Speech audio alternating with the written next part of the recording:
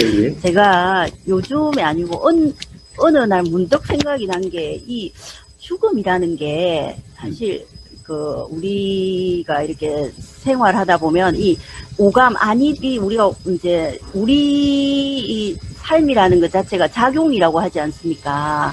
이 예, 이제 작용인데 그럼 작용의 측면에서 예, 죽음을 이렇게 생각을 해보면 예, 안입이 슬신이 이 오감이 일단은, 멈춰진 그런 거고, 그리고 또 이제 신까지는 이제 이 육체적으로 해가지고 멈춰진 거고, 의 부분은 이제 작용이 없으니까 당연히 또 다른 것도 일어나고 사라짐이 없으니까 그까지도 없어지는데, 그러면, 어, 왜 처음 그러니까 거사님께서 말씀하실 때 수증기의 그 비율을 또 이렇게 생각을 해보면, 그러면 수증기가 공기 중에서 이렇게 물이 있다가 어느 조건이 되면 이렇게 또 다시 일어난다. 수증기로. 그렇게 생각을 하자면, 우리 같은 인간들은, 어, 작용이 없어지니까 뭐 더 이상 작용은 다른 뭐 이렇게 보이는 안입이 설신이라는 작용은 없겠지만 의 작용이라기보다는 그러면 의도 작용이 멈추지 않습니까? 안입이 설신이 없으니까 그러면 남는 것은 그러면 남는 것은 과거의 해소되지 않은 경험이 남는 것 같은데 그 경험이 어떻게 작용이 되다가 또 이 조건이 되면 이렇게 또 다시 태어남이 뭐 어떤 형태로도 태어나든지 어떻게 좀 또 드러남이 있는 것이 아닌가 이런 생각을 문득 했거든요. 그 제 생각에서 뭐가 좀 잘못된 게 있습니까? 잘못된 게 많네요. 많아요. 네, 네, 한번 보세요.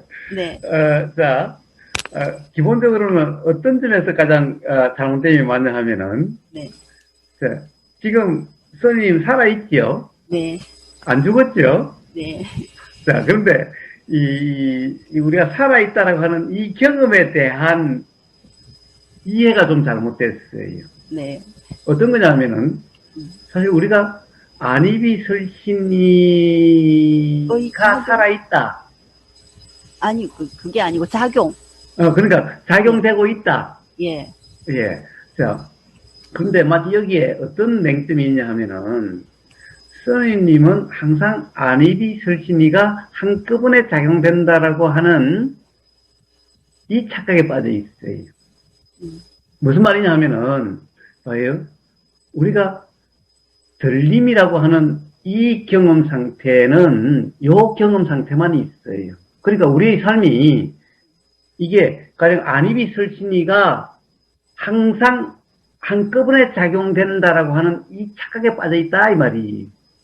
우리 삶은 이거 한꺼번에 이렇게 작용되는 게 아니라 보세요. 우리의 경험, 삶이라고 하는 이 경험에는 뭐죠? 들림이라고 하는 이 경험에는 요것만 있어요. 자, 어떤 소리가 들리니까, 들림이 있으니까, 느낌이 있고, 생각이 있고, 의도가 있고, 그러함이 알아지는 요것만 있어요. 들림이라는 경험에서는. 그 다음에, 보임이라는 경험이 있으니, 느낌이 있고, 생각이 있고, 의도가 있고, 이러함이 다 알아지는 또 알아짐이 있어요. 요 경험만 있어요. 자, 그러니까, 봐요. 그런데 여기에 알아짐이라고 하는 경험이 있을 때는, 알아짐이 알아지는 경험일 때는 그 경험만 있어요. 그러니까 우리의 삶에서 한꺼번에 항상 같이 있다는 것은 생각이라는 거예요. 실제의 경험은, 우리가 삶이라는 건 실제의 경험은 그 하나의 경험, 하나의 경험, 하나의 경험인데 워낙 빨리 일어나니까 이것들이 전부 다 한꺼번에 일어나는 것 같은 착각 상태라는 거예요. 그러니까 우리의 매 순간의 경험은 하나의 경험이 하나하나의 경험이라는 거예요. 이 경험의 흐름이 우리 삶이다 이러하는 거예요. 그런데 어느 순간의 경험은 다 하나의 경험 속밖에 없었어요. 그럼 죽음이라는 것도 그 순간도 하나의 경험인 거예요. 응? 자, 그 다음 순간도 또 하나의 경험인 거예요. 근데 이 경험을 지금 이 관점에서만 보는 거예요. 지금 이 현상적인 관점에서만 보고 있는 거예요. 자, 가령 물이라고 하는 경험 상태를 보세요. 물이라고 하는 경험 상태. 물이라고 하는 경험 상태는 물이라는 경험 상태에서도 빛 경험, 느낌 경험, 돌을 던지면 경험, 바람의 경험, 수 없는 경험이 있겠지요? 그럼 수증기에서의 경험은? 물의 경험의 입장에서 수증기의 경험을 이야기할 수가 없죠? 수증기의 경험은 또 다르겠죠? 다르게 표현될 수 있겠죠? 응? 자, 그와 같은 것일 뿐이에요. 그와 같은 것일 뿐인 거예요. 사람의 경험과 개의 경험은 어때요? 사람의 경험과 나무의 경험은 어때요?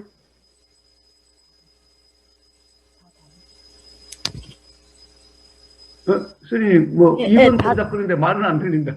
예, 다 다르죠, 네. 예. 자, 그러니 지금 죽음 이후, 죽음에 대해서 지금의 어떤 경험 내용으로 이해하려고 하기 때문에 그런 거예요. 응? 근데 지금의 경험이라는 것도 하나하나의 경험이라고 한다면은 결국에는 우리의 경험이라는 것이 사실은 뭐예요? 들림의 경험일 때는 들림의 경험만 있고, 보임의 경험일 때는 보임의 경험만 있어요. 근데 우리는 마치 보이고 들리고 냄새 맡아보고 맛보인다는 것을 전체적으로 경험하고 있다라고 자꾸 생각을 해요. 응? 근데 그것이 워낙 빨리 일어나는 것일 뿐이지, 실제는 하나하나의 경험일 뿐이에요. 그렇다고 한다면 보세요. 이 중에서 어느 하나가 꼭 반드시 일어나야 돼요? 아니, 안 일어날 수도 있죠. 봉사는 뭐예요? 보임이라는 경험은 안 일어나겠죠? 이 청각장애자는 들림이라는 경험은 안 일어나겠지요? 자, 그렇다고 해서 그 삶이 사람의 삶이 아니에요? 자, 반드시 이게 다 있어야 되는 것이 아니죠? 예. 그리고 가령 이런 것은 어떤 조건에 따라서 드러나는 현상이죠. 드러나는 현상이. 그러니까 드러나는 현상을 그냥 일반적으로 이야기했을 뿐이지 반드시 이렇게 현상적으로만 이 경험을 이야기할 수가 없어요. 그래서 죽음 이후라고 하는 것도 죽음이라고 하는 것도 지금 이렇게 인식 내용이 조건이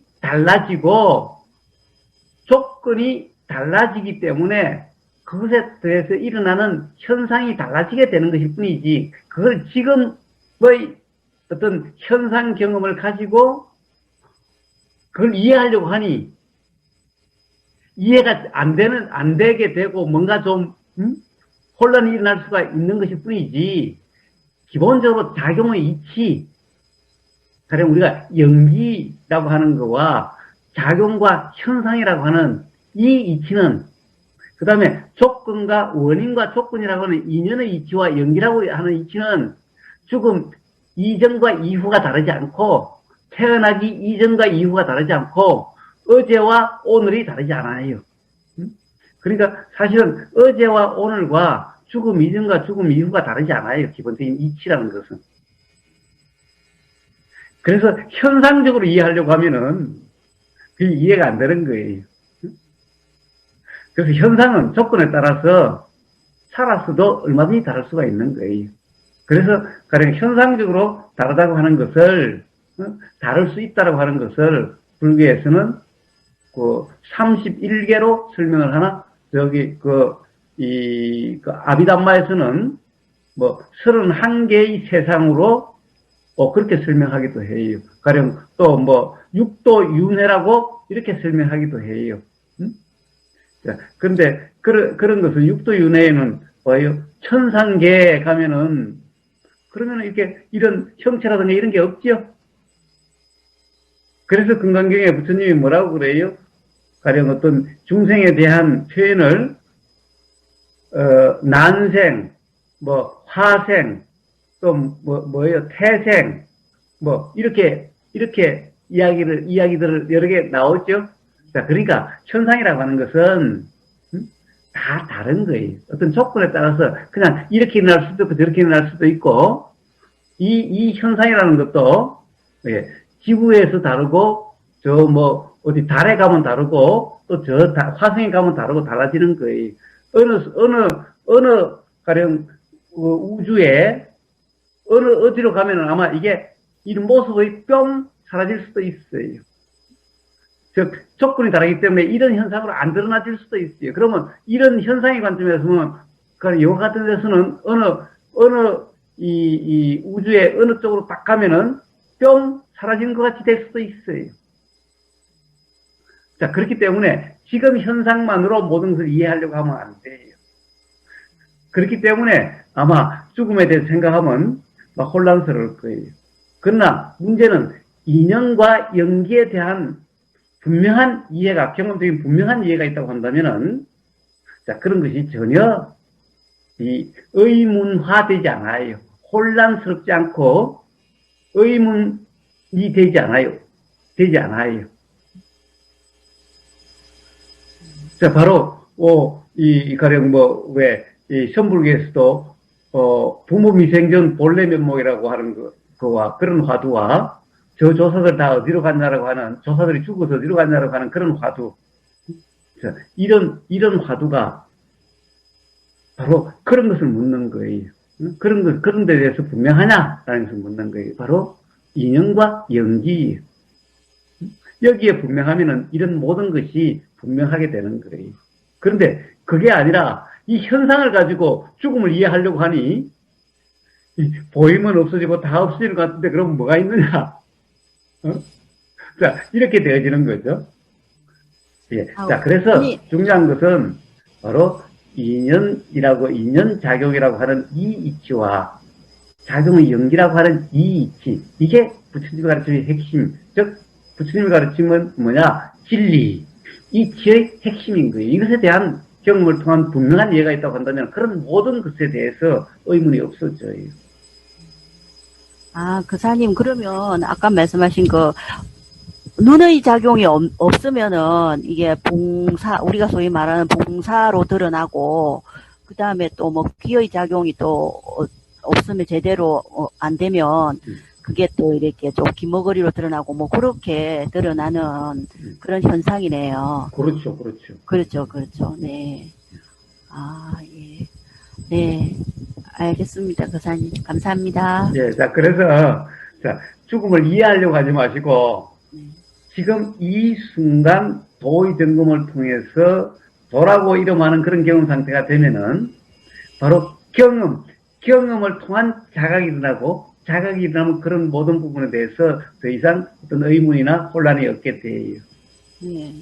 그래요. 저도 사실은 고사님, 지금 이 순간 가장 괴로움 없이 그냥 행복하게 사는 게 그런데 이제, 그거에 또 말고도 또 다른 게 자꾸 이렇게 올라오니까, 예. 사실은, 이 순간에 괴로움이 없는 게 가장 중요한 것 같습니다. 네. 예. 결국 그런 것이, 가령 예를 들면 이것은 죽음을 이해하기 위한 이치를 이야기하기 아니, 자, 바로 이런 이해는, 이런 이해가 바탕이 되는 삶에 괴로움이 없는 삶이 되고, 지금 이 순간의 삶, 그 자체가 되어지게 되는 것일 뿐이에요. 네. 자, 그래서 이런 얘기들이 나오는 거지, 죽음 이유를 알아가지고, 내가 새로운 것을 뭔가 발견해서, 이걸 어떻게 하겠다, 이런 것이 아니죠. 그러면은 지금 이 순간의 삶에 충실이다라고 하는 그런 삶이 되어지는 거예요. 단지 그런 문제일 뿐인 겁니다. 그래서 부처님이 괴로움과 괴로움의 소멸에 대해서 나는 이야기했을 뿐이다라고 하는 말씀이 바로 그래서 그런 거예요. 그런데 온통 맨날 깨달음만 이야기하는 것은 그건 뭐예요? 지금 이 삶의 경험 자체를 이야기하는 것이 아니고 마치 어떤 그런 것을 알아서 어떤 다른 차원의 다른 세상에 다른 차원의 사람이 돼야 된다라고 이야기하는 꼴과 같은 것인데 그런 것이 아닌 거예요. 알겠습니다. 네, 감사합니다. 네.